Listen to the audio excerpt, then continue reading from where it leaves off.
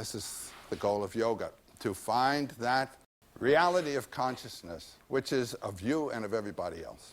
Schopenhauer in his World as Will and Idea is full of this. That book is a symphony of rapture dealing with this matter. And he uses an image which I like to bring up in relation to this in his paper on the foundations of morality, where he asks, how is it that a human being can so participate in the danger and peril of another that, forgetting his own self-protection, he moves spontaneously to that person's rescue?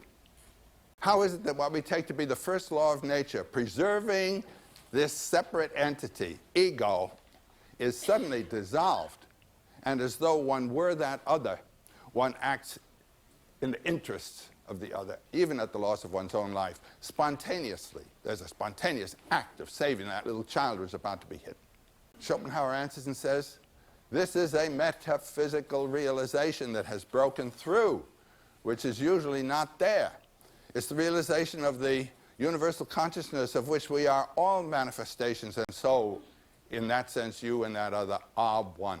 And the experience of separateness is only a secondary experience within the a priori frame of time and space, which is the separating principle, what Nietzsche calls the principium individuationis, the individuating principle of time and space. If it weren't for time and space, we would not be separate here.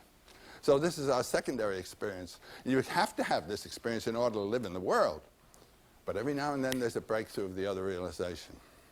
And so the function of yoga is to release us from the time-space commitment, introduce us to the transcendent. And then comes the problem of bringing us back so that we can operate in both knowledges.